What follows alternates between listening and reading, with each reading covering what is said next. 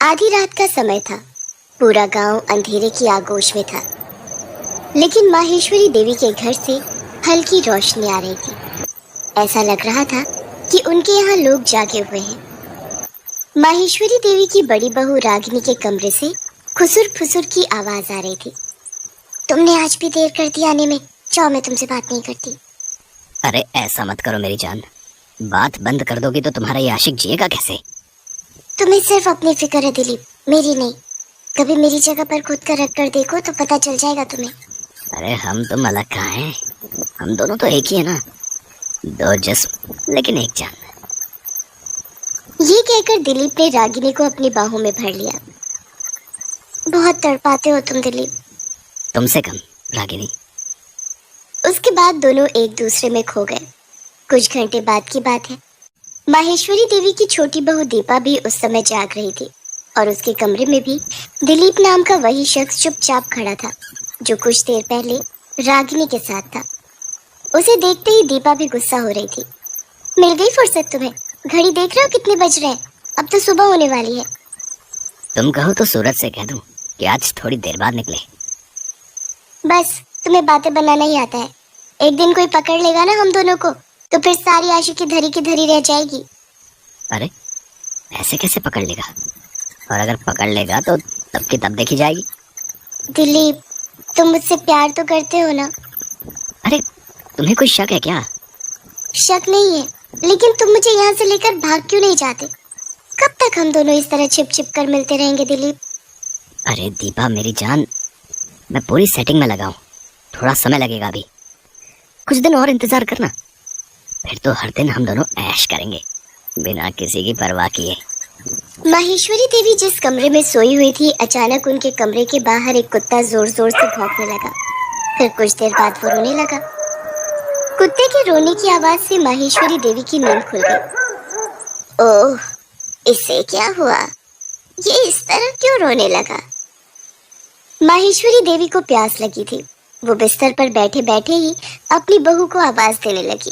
रागिनी, दीपा, बहू, बहू। रागिनी तो गहरी नींद में थी, तो उसे अपनी सास की आवाज सुनाई नहीं थी। लेकिन छोटी बहू दीपा दिलीप के साथ आनंद के उस सागर में गोते लगा रही थी, जहां वे दोनों सिर्फ एक दूसरे के दिल की धड़कन और तेज चलती हुई सांसों की आवाज ही सुन सकते थे। दिलीप, मुझे तुम्हारे साथ हमेशा ऐसे ही रहना है। प्यार के समंदर में गोते लगाना है और भूल जाना है पूरी दुनिया को। माहेश्वरी देवी ने कई बार दोनों बहुओं को आवाज दी, लेकिन किसी ने उसकी आवाज नहीं सुनी। तो लगता है खुद ही उठकर पानी लाने जाना पड़ेगा। माहेश्वरी देवी को दिखाई नहीं देता था, लेकिन उन्हें अंदाजा तो था ही कि कैसे अपने कमरे से बाहर निकलकर रसोई की तरफ जाना है। वो अंदाजे से ही कमरे से धीरे धीरे कर बाहर निकली। जैसे ही वो छोटी बहू के कमरे के पास पहुंची, उसे खुसुर फुसुर की आवाज सुनाई दी। अरे, बहू के कमरे में कोई है क्या? वो किससे बात कर रही है? माहेश्वरी देवी उसके दरवाजे को खटखटाने लगी। बहू, बहू, छोटी बहू। अचानक दीपा का ध्यान अपनी सास की आवाज पर गया और उस आवाज को सुनकर उसका दिल जोर जोर से धड़कने लगा। अरे, ये अंधी बुढ़िया कब जग गई? दिलीप, तुम चुपचाप रहना, मैं संभालती हूँ मोर्चा। मैं बुढ़िया से बातें करूंगी, तुम पीछे से निकल जाना। वो तो अंधी है, उसे कुछ पता नहीं चलेगा। दीपा ने दरवाजा खोला और दिलीप पीछे से निकल गया। क्या हुआ माँ जी, आप दरवाजा क्यों पीट रही हैं? तुम्हारे कमरे में कोई है क्या दीपा? तुम किससे बातें कर रही हो? मैं और बातें? क्या माँ जी, आप ये क्या कह रही हैं? मैं तो अकेली हूँ अपने कमरे में। मैं भला किससे बातें करूंगी? लगता है आपने कोई सपना देखा है। सपना? सपना तो नहीं था। अच्छा छोड़ो, सुनो, थोड़ा पानी पिला दो ना। आप रुकिए, मैं ला देती हूँ। लेकिन कितनी बार आपको कहा है कि आपको कोई जरूरत हो तो आप मुझे आवाज दे दिया करिए। दिया तो था बहू, पर तुमने सुना नहीं, इसलिए मुझे खुद से आना पड़ा। माहेश्वरी देवी के दो बेटे रमेश और निरंजन विदेश में नौकरी करते थे। साल में 1 या 2 बार ही उनका आना होता था। माहेश्वरी देवी की दोनों बहुएं पिछले 2 साल से अपने पति और सास को धोखा दे रहे थे। उन दोनों का संबंध दिलीप नाम के आदमी से था।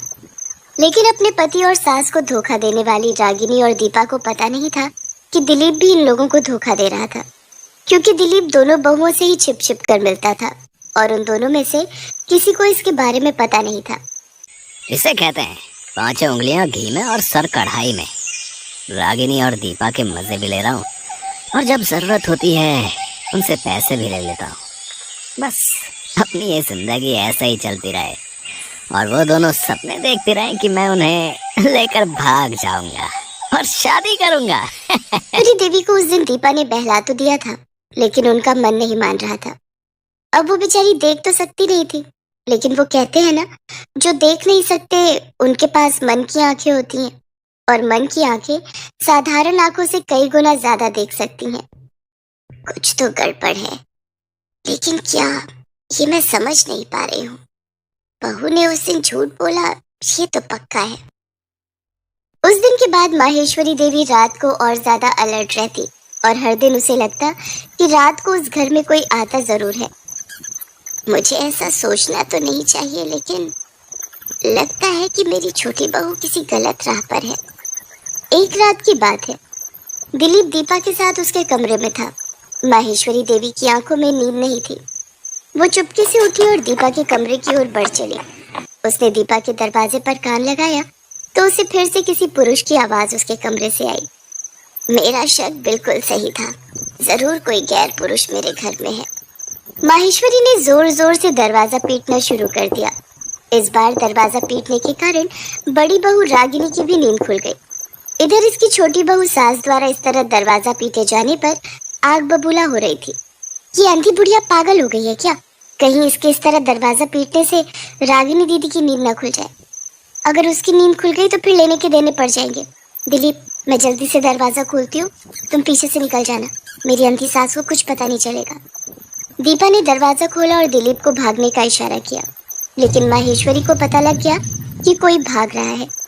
उसने उसका कॉलर पकड़ लिया और जोर जोर से चीखने लगी, बहू बहू, देखो देखो, ये कोई आदमी तुम्हारे कमरे से निकलकर भागने की कोशिश कर रहा है। पकड़ो, इसे पकड़ो। दिलीप अपने गिरेबान छुड़ाने की कोशिश तो पूरी कर रहा था, लेकिन माहेश्वरी ने कस के उसका गिरेबान पकड़ रखा था। इतनी देर में अपनी सास की आवाज सुनकर रागिनी भी बाहर आ गई, और जब उसने देखा कि उसकी सास ने दिलीप का गिरेबान पकड़ रखा है तो उसके दिल की धड़कन तेज हो गई। माँ जी, ये कौन है? ये तो छोटी बहू ही बताएगी। ये आदमी हर रोज इससे मिलने आता है। नहीं नहीं नहीं दीदी, मैं इस आदमी को तो जानती भी नहीं, मैं तो इसे पहली बार देख रही हूँ। वे बातों में उलझे हुए थे कि तभी दिलीप ने भागने की कोशिश की, लेकिन इस बार रागिनी ने उसका गिरेबान पकड़ लिया। दिलीप, क्या कर रहा था तू दीपा के कमरे में? बोल बोल, क्या कर रहा था? ये उसी से पूछ लो क्या कर रहा था, और उससे क्या तो खुद से पूछ ले। जो तेरे साथ करता हूँ वही इसके साथ भी करता हूँ। ये बात सुनकर दीपा का भी माथा ठनका। रागिनी और दीपा को समझ आ गया था कि दिलीप नाम का ये आदमी उन दोनों का गलत फायदा वैसे ही उठा रहा है जैसा फायदा वे दोनों अपनी अंधी सास का उठा रहे हैं। क्या तुम दोनों बहुएं इसे जानती हो? ये क्या कह रहा है? लेकिन दोनों बहुओं ने अपनी सास की बातों का कोई जवाब नहीं दिया, उल्टा दिलीप की जमकर पिटाई कर दी। अरे क्यों मार रही है मुझे? छोड़ो, तुम दोनों ही तो मुझे बुलाती थी तो मैं आता था। अब सती सावित्री बनने का ढोंग कर रही हो। इस अंधी बुढ़िया का फायदा तुम दोनों उठा रहे थे, तो ये पिटाई तुम्हें भी तो मिलनी चाहिए, सिर्फ मुझे क्यों? दिलीप ने माहेश्वरी के सामने दोनों को खूब भला बुरा कहा, जिसे सुनकर माहेश्वरी ने एक थप्पड़ उसे खींचकर मारा। चुप चुप रह और अपनी बकवास बंद कर और कान खोल कर सुन। अगर और एक शब्द भी तुमने मेरी बहुओं के लिए बुरा बोला तो तुझे यहीं मारकर पीछे गाड़ देंगे। वो मेरी बहुएं हैं, मेरे परिवार का सम्मान है, इज्जत है मेरे परिवार की। वो कोई बाजारू औरत नहीं जो तुम उन्हें कुछ भी बोलो। सुन, यहाँ से जितनी जल्दी हो सके निकल जा, नहीं तो पुलिस को बुलाकर चोरी का मुकदमा दर्ज कराऊंगी। दिलीप वहां से भाग खड़ा हुआ। माहेश्वरी देवी सारा सच जान चुकी थी, फिर भी दोनों बहुओं की तरफदारी कर रही थी। इसे देख दोनों बहुओं को अपनी गलती का एहसास हो गया। हमें माफ कर दीजिए माँ जी, हम भटक गए थे। हाँ माँ जी, हमसे भारी भूल हो गई थी। हमने आपके विश्वास को चकनाचूर किया और गलत राह पर निकल गए। तुम दोनों को अपनी भूल का एहसास हो गया? यही सबसे बड़ी बात है। लेकिन बहुओं, इस बात की चर्चा आज के बाद इस घर में कोई नहीं करेगा।